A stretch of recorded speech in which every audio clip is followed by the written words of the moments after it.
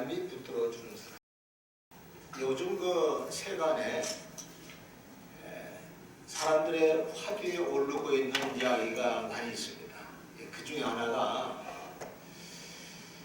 우리 잘 아듯이 조국은 도대체 어떤 사람이냐, 또 울산의 송초라는 사람은 또 어떤 사람이냐, 이 사람들을 놓고 대검찰이 고소를 하고 여러 가지 정황을 가지고 소위 말해서 기소를 하는데, 그저 요리 빠지고 저리 빠지면서 다 보호를 받아요. 그리고 벌써 옛날 박근혜 대통령 당시 때 같으면 감옥에 가도 12번은 갔을 텐데 어저씨 거리로 활보하고, 그리고 공공장소에서도 만면의 웃음을 띄우고서 요일히 다니는 그런 사람들의 모습을 보면서 많은 분들이 얘기합니다. 저들이 도대체 어떤 사람이냐? 저들이 도대체 어떤 사람이길래 저렇게 모든 것을 뛰어넘고 행동할 수 있느냐? 그런 얘기가 많이 나옵니다. 그러니까 어떤 유튜브에 있는 패널은 얘기하기를, 다른 게 아니라 그 사람들은 현직 대통령이 붙들어주는 사람이야. 현직 대통령이 붙들어주는 사람이니까 법무부도 그렇고 검찰도 그렇고 판사들도 그렇고 검사들도 그렇고 함부로 할 수가 없는 거야. 이렇게 이야기하는 내용이 나옵니다. 그래서 오늘 우리는 붙들어주는 사람들은 대단한 거구나, 그거를 생각하는 겁니다. 그러면서 제가 가만히 생각해 봤습니다. 오늘 하나님께 나오는 사람들은 어떤 사람이냐? 하나님이 붙들어주는 사람들입니다. 하나님이 붙들어주는. 그것도 보통 권세받은 사람이 붙드는 게 아니라 만군의 여호와, 세상 모든 만물을 창조하고 모든 인간의 생사화복을 주관하시는 그 전능하신 하나님, 능치 못하심이 없는 그 하나님이, 만왕의 왕을 다스리시는 그 하나님이 붙들어주는 사람이라는 얘기를 쓰는 겁니다. 아멘. 오늘 본문에 나오는 내용도 보면은 바로 그것을 얘기합니다. 만군의 여호와신 그 하나님이 붙들어주셨다라는 말을 썼습니다. 이 하나님이 붙들어준다는 사람, 대단한 겁니다. 그렇다고 예수 믿는다고 무조건 붙드시는 게 아니더라고요. 하나님을 믿는다고 무조건 붙드시는 게 아니더라고요. 성경에 보니까 하나님을 믿는 백성도요, 하나님이 그냥 붙들어주는 게 아니라 오히려 내동댕이 쳐버리시고 짓밟아 버리시고 진토를 만드시고 거름더미를 만드시고 완전히 멸망시키는 역사도 있었던 것을 볼 수 있습니다. 그러니까 하나님을 믿는다고 무조건 되는 건 아니구나 하는 것을 알 수가 있어요. 그런데 하나님께서 붙들어만 주시면은 이 세상의 모든 사람들이, 이 세상의 권세자도, 이 세상의 어떤 능력자도 감히 건드릴 수 없는 존재라는 것을 성경은 이야기하는 것입니다. 우리가 창세기로 들어가 보면 얼마나 많은 사건들이 나옵니까? 여러분이 잘 아는 아브라함 어떤 사람? 연약한 사람입니다. 여러 가지로 부족한 것도 많습니다. 그러나 전능한 하나님 붙들어 주시니까 그의 모든 삶 속에는 기사와 이적이 따르고 하나님의 역사심을 따라서 모든 일에 형통한 역사를 볼 수가 있습니다. 그가 하나님 땅에서부터 가나안 땅으로 들어가기까지 많은 역경이 있었습니다. 그러나 그 모든 역경 속에서도 하나님은 그를 붙들어 주심으로 말미암아 형통하게 하십니다. 적지에 들어가서도 적이 그를 감히 손을 댈 수 없도록 하나님이 지켜주시는 모습을 볼 수가 있습니다. 그런가 하면 나이가 100세가 되고 그 부인의 나이가 90세가 되어도 아들을 낳게 하는 기적도 베푸십니다. 하나님이 붙들어 주시면은 못할 일이 없다는 것을 우리에게 알려줍니다. 아멘. 누가복음 18장 27절 말씀 보니까 무릇 사람이 할 수 없는 것을 하나님은 하실 수 있느니라. 얘기했어요. 하나님은 모든 걸 하실 수 있는데 그 하실 수 있는 하나님이 그를 붙들어 주니까 그 역시 또한 모든 것을 할 수 있는 사람이 된다는 것을 이야기해 주는 내용인 것입니다. 아브라함의 후손인 야곱의 경우를 보세요. 야곱이 말이죠. 저 하란이라는 땅으로 이제 도망가 살게 되는데 그가 20년 만에 동방의 거부가 돼서 들어옵니다. 빈손 들고 떠났던 사람인데 동방의 거부가 돼요. 그 자세한 내용은 성경에 상세하게 들어있는데 하나님이 기사와 이적과 능력으로 축복하셔서 양떼의 축복도 주시는데 흰 양을 쳐도 검은 양도 나오고 얼룩무늬 양도 나오고 검은 양을 쳤는데 흰 양도 쏟아지는 놀라운 기적이 일어납니다. 한마디로 말해서 전능자가 붙들어 주시니까 사람들이 생각할 때는 안 될 것인데 분명히 안 될 거라고 생각하는데 하나님 붙드시니까 된다는 거죠. 하나님이 붙들어 주시니까 쓴물도 단물로 되는 역사가 일어나고 하나님이 붙들어 주시니까 맹물도 포도주가 되는 역사가 일어나듯이 하나님이 그의 생애를 붙들어 주시니까 형통하고 하나님 붙들어 주심으로 말미암아 모든 사람이 부러워하는 인생이 된 것을 성경은 이야기해 주고 있습니다.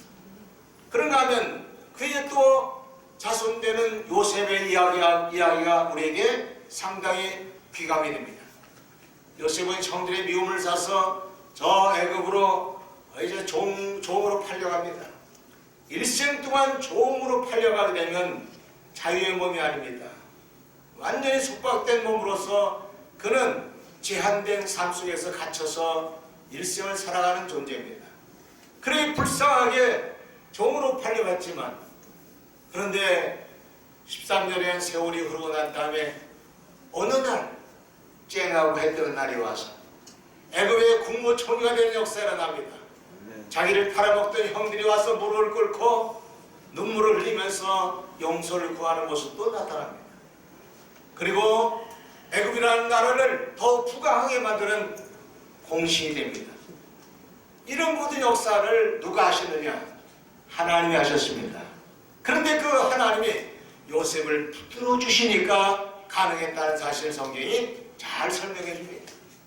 그러므로 저와 여러분들은 어떤 사람이 되기를 원하느냐? 어떤 신자가 되기를 원하느냐?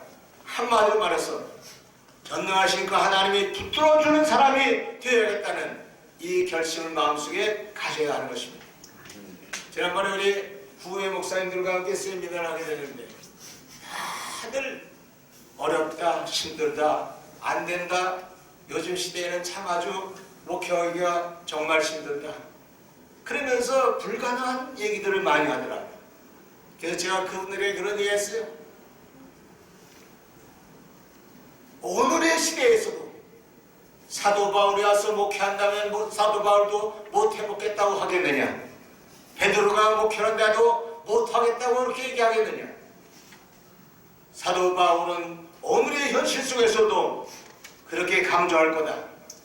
사도 바울은 고린도전서 4장 20절에 말씀하기를 하나님의 나라는 말에 있지 않고 능력에 있음이라 라고 강조했듯이 오늘날도 사도 바울은 하나님의 능력으로는 모든 것을 가능하게 한다는 이 사실을 이야기하지 않겠느냐?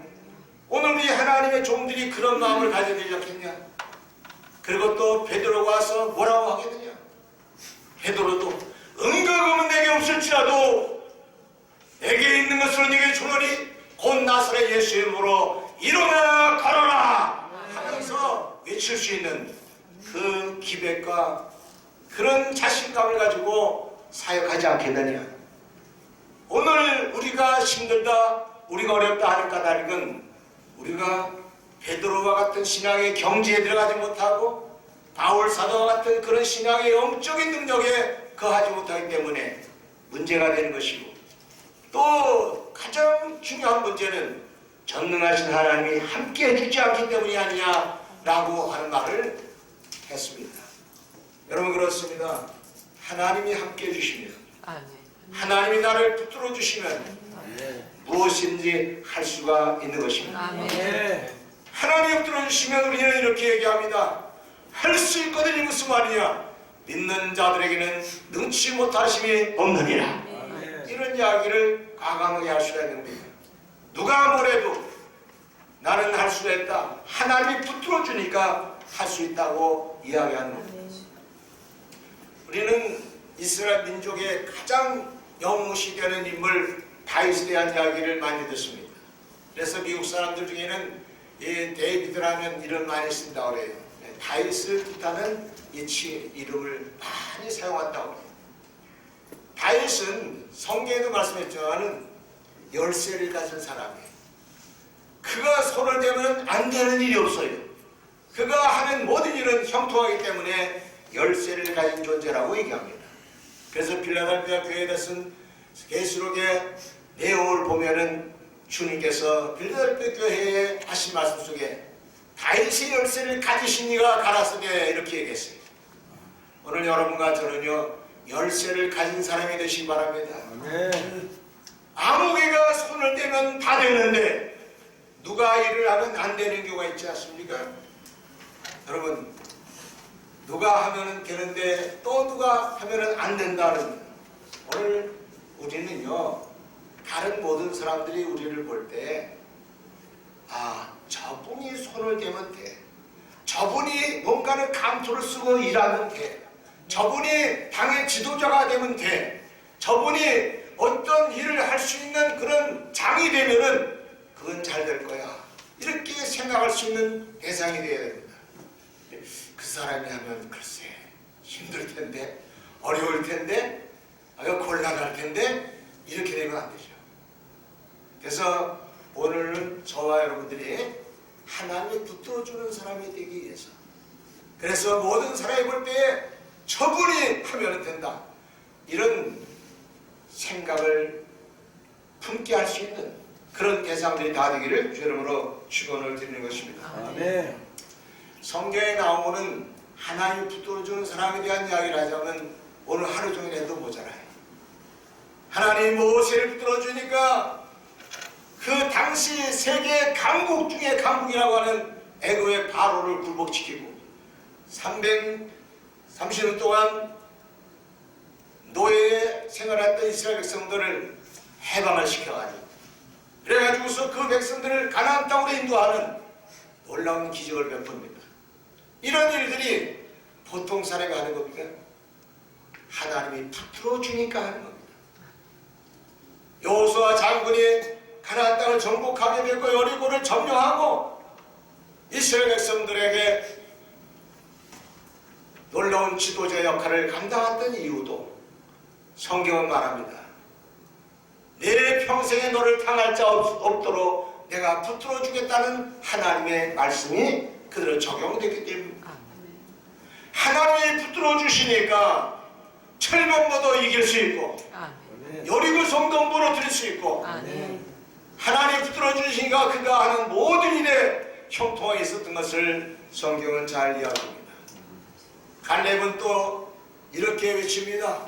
내 나이 85세로 돼 40대나 지내 일반이라 내가 아낙 자손들과 가나안 땅에 있는 그 거민들 중에 가장 강력한 해초소들을 내가 무찌르겠다 라고 얘기했습니다. 나이 85세거든. 근데 그가 자신했던 이유는 뭡니까? 이거예요. 하나님이 나를 붙들어 주시니 나는 모든 것을 감당할 수 있다 라고 하는 이야기를 쓰는 겁니다. 그래서 저는 목회자들 만나도 이런 사람들을 참 귀히 여깁니다. 뭘 귀히 여기냐? 자신이 하나님 붙들어주는 종이라고 확신하고 살아가는 사람들, 그 사람들은 참 존경할 만한 사람입니다. 하나님이 붙들어주시면 능치 못함이 없습니다. 저는 가끔가다 이명박 전 대통령을 생각합니다. 그리고 그분이 소망교회 장로님인 것을 알고 있습니다. 그런데 그 장로님이 맥을 못 쳐요. 맥을 못 치는 이유는 여러 가지가 있죠. 물론요, 우리가 알아야 될 게 하나님은 죄를 짓고 살아가는 사람은 붙들지 않습니다. 그래서 철저하게 성경 말하는 겁니다. 마태복음 3장과 또 마태복음 4장 17절 말씀이니까 세례요한과 예수님이 외친 말씀입니다. 회개하라! 천국이 가까워하느니. 아멘. 하나님 나라의 축복은 회개하는 자, 마음을 고치는 자입니다. 하나님의 나라는 진실한 사람, 거룩한 사람, 하나님 앞에서 그 마음을 자꾸 씻는 사람, 회개하는 사람, 그 사람을 하나님 다시 붙드시는 겁니다. 그 성경을 보니까 죄를 졌어도 회개를 빨리 하고 빨리 돌이키면 또 하나님 붙드시죠. 우리 하나님은요 참 마음이 어떻게 보면 여리신 분 같아요. 그저 또 한번 악한 죄를 졌어도 눈물을 흘리면서 돌이키면은요 금방 하나님은 또 그래 알았어 용서해 줄게 그러고는 또 붙들어 주시고 그래서 속기도 많이 속으셔요. 그러나 회개하는 자를 붙들어 주시고 나는 우리 이명박 전 대통령이 철저히 회개해서 전능하신 하나님께서 붙들어주는 그런 사람으로서 남은 생에 살았으면 하는 그런 마음을 갖고 있습니다. 왜? 장로니까. 저는 교회 장로님들을 얼마나 끔찍하게 생각하는지 몰라요. 얼마나 귀중한 직분을 가지고 있습니다. 장로는 요즘으로 치면 여호수아 장군 같은 사람이 돼야 되는 거고 갈렙 장군 같은 사람이 돼야 되는 거고 사회적으로는요 장로를 함부로 건드렸다가는 큰일 난다고 사람들이 얘기할 정도로 그런 신앙이 되어야 돼요. 아멘. 성경 보세요. 하나님이 쓰시는 사람, 하나님 붙드는 사람을 건드렸다가 살아남는 사람이 어디 있어요? 성경에 보니까요 하나님의 사람 잘못 건드리면 다 죽게 되고 있고 멸망하게 돼 있어요. 엘리사라고 하는 한 사람을 통해서 아람의 수많은 특수부대 군인들이 쩔쩔매는 역사를 11개 5장 우리에게 보여주지 않습니까? 그러니까 이런 모든 것들 우리가 감안해 볼 때 하나님 붙들어준다는 것이 얼마나 소중한가 하는 것을 깨닫습니다. 오늘 이 성경에 나오는 내용 속에서 가장 중요한 것 하나님이 나를 붙드셨나이다. 그러므로 이 하나님 붙들어주는 그 삶을 통해서 이 시편 기자가 할 수 있는 건 뭐냐면 하나님을 높이며 하나님을 존귀하게 만들고 하나님의 이름을 영원케 하는 그런 삶으로 자기의 일생을 바칠 것을 말하는 고백밖에는 없는 것입니다. 하나님 나를 붙들어 주시니 내가 하나님께 영광 돌릴 것밖에는 없나이다 라고 하는 말을 쓰는 것이죠. 그러면 저와 여러분들이 답을 얻어야 됩니다. 무슨 답을? 하나님이 어떤 사람을 붙들어 주시느냐 이것이 답입니다. 나는 성경을 보니까 하나님이 붙들어주는 사람들에 대한 이야기도 많이 나와 있는데 골자를 몇 가지 말씀드립니다. 하나님이 붙들어주는 사람 제일 첫째는 하나님의 말씀을 쫓아서 살아가는 사람입니다. 우리 어린이같이 한번 얘기했어요. 하나님의 말씀을 한번 따라서 하나님의 말씀을 쫓아 살아가자. 쫓아 살아가자. 아멘. 창세기 12장 4절 이하 말씀이니까 아브라함이 하나님과 함께하는 생활을 하는데 어떻게 했느냐? 한마디로 말하면 하나님의 말씀을 쫓아갔다라고 표현했어요. 하나님을 쫓아갔다는 말은 뭐예요?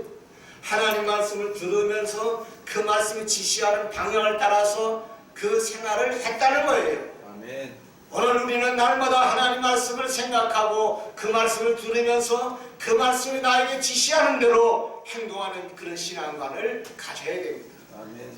이것이 하나님이 함께하는 거예요. 3회성 16장에 보니까 15장부터 16장 사이에 언급한 말입니다. 사울왕이 하나님 말씀을 버렸으므로 나도 그를 버려 망하게 되지 못하게 하느니라. 이 말을 의역하면요, 하나님 말씀을 버렸으니까 나도 그를 버려서 그와 함께하지 않는다 라고 하는 걸 말해주는 거예요. 하나님의 말씀을 우리가 붙잡고 살지 않으면 하나님이 우리와 함께하지 않습니다. 근데 오늘 본문에 보니까 시편 기자는 뭐라 했어요?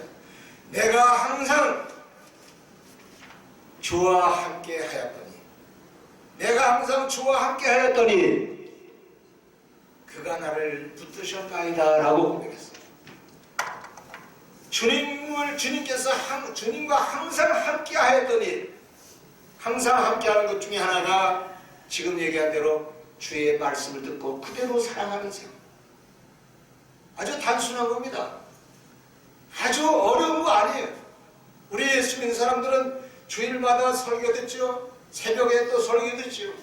또 자기들이 일상생활하면서 성경 말씀을 읽기도 하고 듣기도 하고 행하기도 하지 않습니까? 그러니까 말씀과 항상 같이 하는 생활, 이것이 하나님과 함께하는 생활이에요. 이게 단순한 건데 이거 잘 못하더라고요, 애들. 이게 단순한 것 같은데 사람들이 그걸 잘 못하고 하나님 말씀의 생각대로 살지 아니하고 내 뜻대로 살고 또 이 세상 사람들의 방법대로 살고 풍습을 따라 살고 하나님 말씀을 자꾸 버리는 행위를 합니다.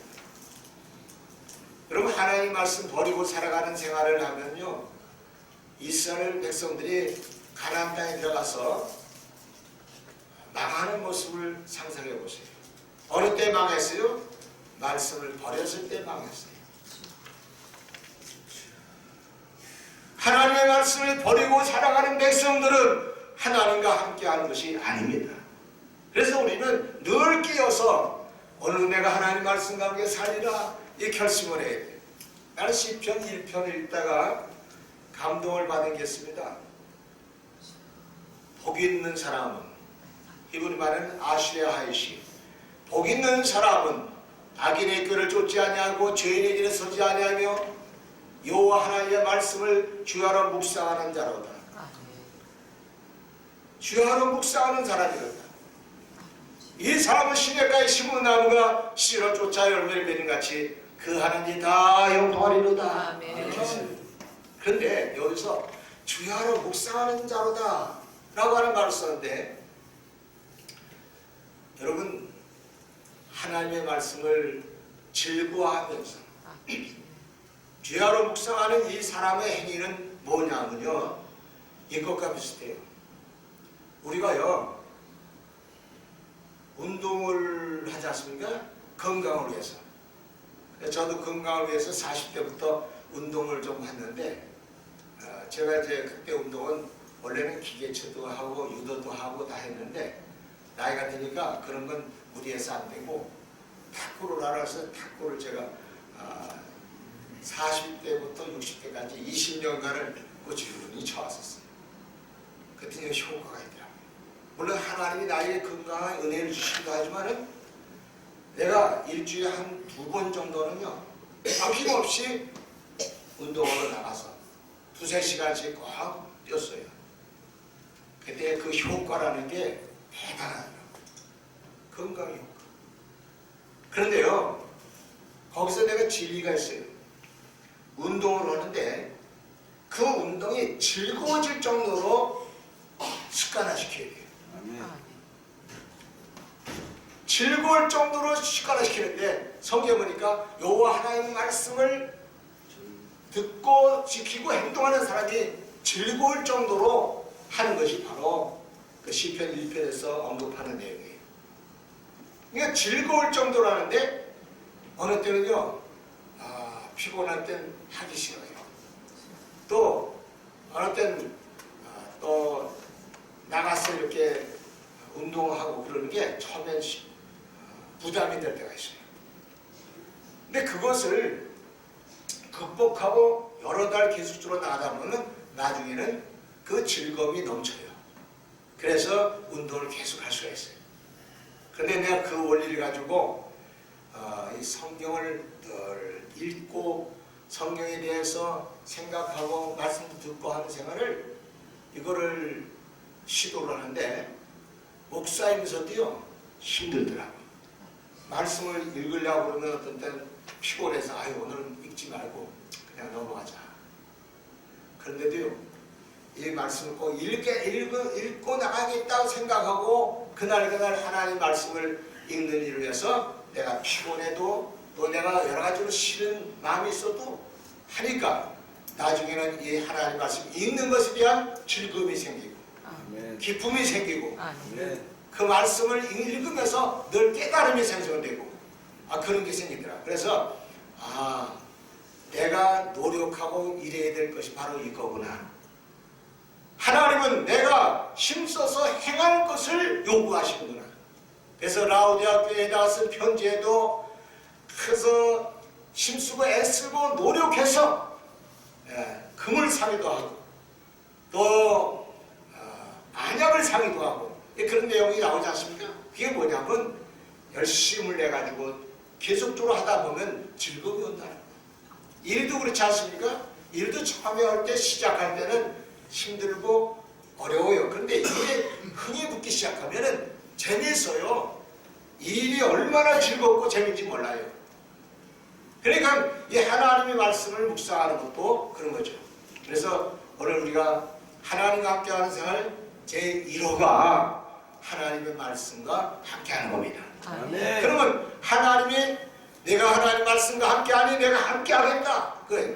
그리고 요한복음 14장 26절 15절 26절에 말씀 보면 보혜사 성령이 너에게 오셔서 깨닫게 하고 생각나게 하고 진리 가운데 인도하시리라 그런 말씀 나와요. 아멘. 근데 그게 어느 때 나오냐 하니까 16장에 들어가서 보니까 하나님의 말씀을 가진 자 하나님의 말씀을 그 마음속에 둔 자에게 하나님의 성령이 함께 하신다는 거예요. 그러니까 성령이 함께 하기를 원하시면 말씀을 가지셔야 돼요. 요한복음 15장 7절에도 말씀했어요. 너희가 내 안에 거하고 내 말이 너희 안에 거하면 무엇이든지 원하는 대로 구하라. 그리하면 이르리라. 아멘. 하나님의 말씀이 들어와서 역사이죠. 말씀이 있는 사람은 성령이 찾아오셔요. 아멘. 그래서 오늘 우리 즐겁게 하나님의 말씀을 마음에 담으시는 그런 삶이 되기를 주의 이름으로 축원합니다. 아멘. 그 다음에 하나님이 어떤 사람과 함께 하시느냐? 이것도 아주 기본적인 일이에요. 다 같이 기도하는 사람에게 기도하는 사람에게 함께 하신다. 함께 하신다. 이 시편 기자는요, 내가 항상 하나님과 함께 하였더니라는 말을 썼는데 그 말은 뭐냐? 내가 항상 하나님께 기도하는 생활을 했더니 이 말을 쓰는 거예요. 여러분, 오늘 한국에 있는 교회들도 많이 있지 않습니까? 그리고 많은 장로님이나 많은 성도들을 많이 볼 거예요. 그런데 이상한 거 한 가지 있어요. 기도하는 사람은 뭔가 일을 해냅니다. 아멘. 기도하는 사람은 뭔가 역사하고 있어요. 아멘. 무능한 것 같으나 기도하는 사람은 이루어냅니다. 아멘. 기도하는 사람은 남들이 해결하지 못하는 문제를 해결합니다. 기도하는 사람은 남들이 경험하지 못한 이적을 경험하기도 하고 갖가지 역사를. 저도 몸이 두 가지나 병원 의사가 치료할 수 없는 질병을 가졌어요. 그런데 그 질병 때문에 제가 몸부림치면서 하나님께 기도를 많이 했습니다. 하나님께서 그 두 가지 질병을 다 치료해 주셨어요. 아멘. 나는 그래서 당대하게 얘기할 수 있습니다. 기도하면은 이적이 따라온다. 아멘. 기도하면은 하나님이 역사하신다. 기도하면은 치료하시는 하나님, 여호와 라파의 하나님이 함께 하신다. 이야기를 할 수가 있습니다. 여러분, 기도하면요, 남이 알지 못하는 비밀을 깨닫게 돼요. 남들이 경험하지 못한 이적을 경험하게 돼요. 그래서 지금도 저는 기도하는 생활을 해야 된다. 강조하기도 하고, 저도 시시때때로 기도하고, 또 사도 바울이 얘기했듯이 성령 안에서 무시로 기도하는 기도를 많이 합니다. 자동차를 운전하면서 달릴 때에도 무시로 기도해요.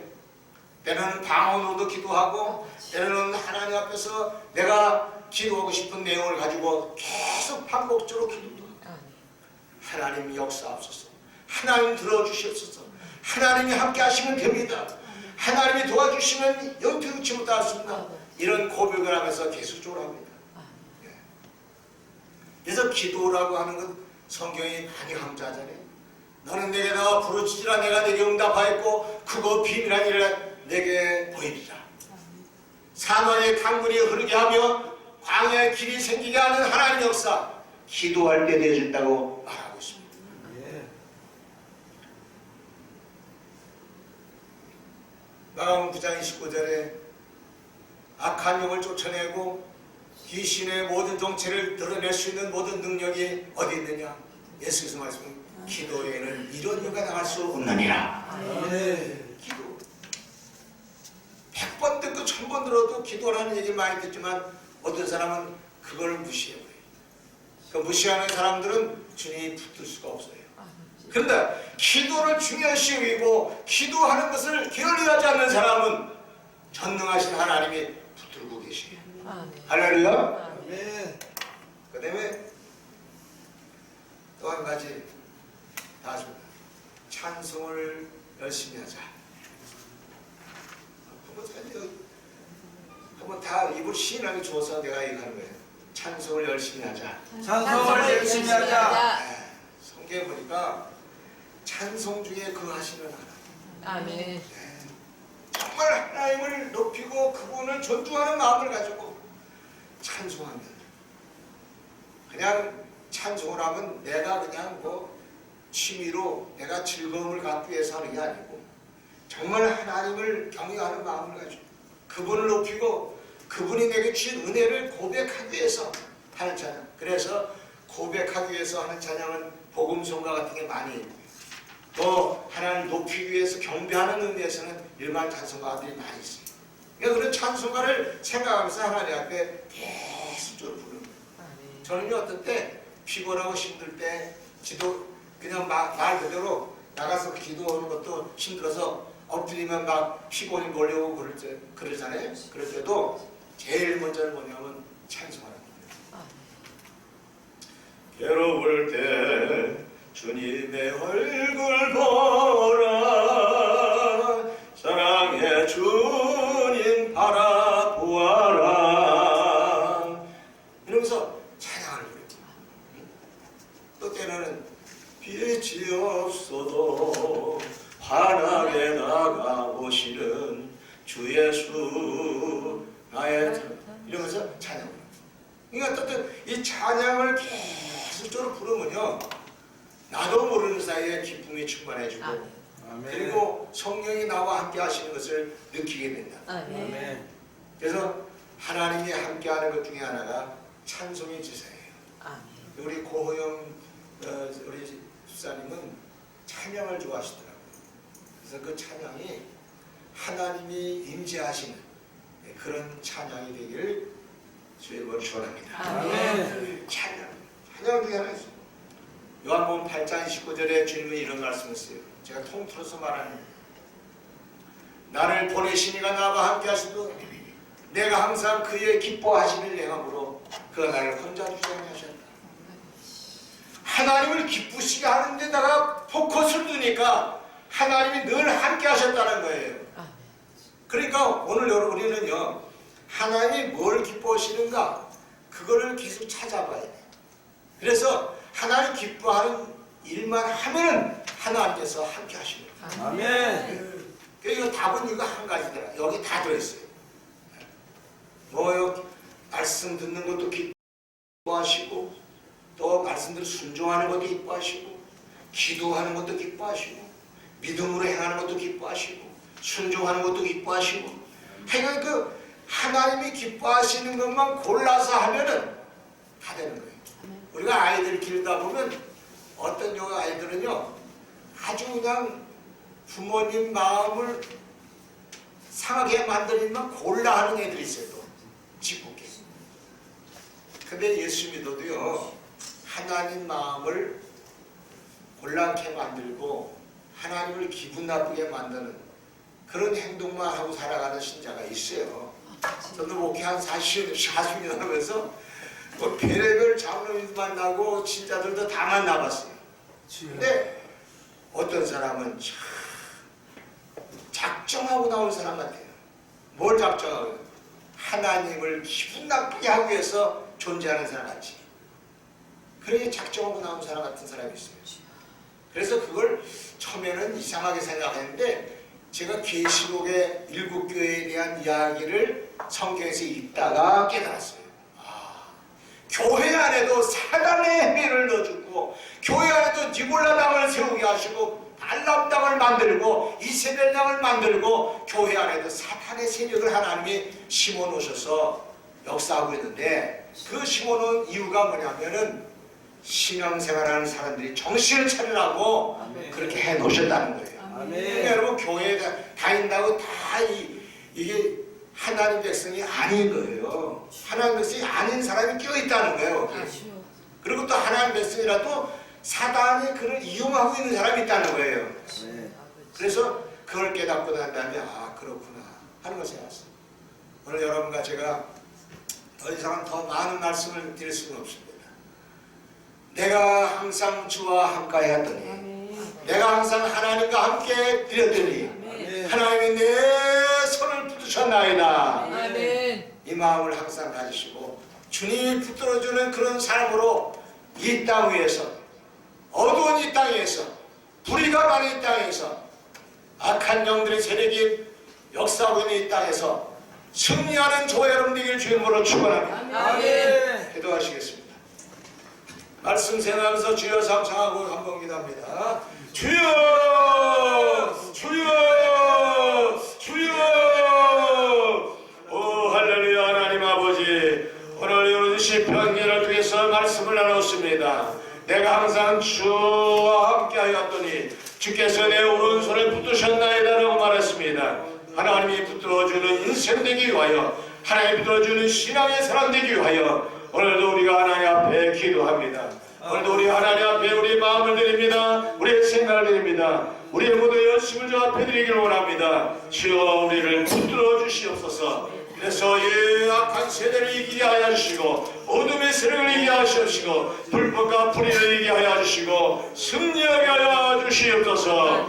오 할렐루야. 하나님 아버지 주여 이 땅에 여러 가지로 어둡고 또 여러 가지로 불법과 불의가 가득한 그런 모든 환경이 조성되고 있습니다. 그러나 이 땅에 사랑하는 빛 대신 예수를 믿는 성도들이 일어나 빛을 발하면서 전능자가 붙들어준 이를 통해서 승리하게 도와주시옵소서. 아멘. 예수 이름으로 기도하옵나이다. 아멘.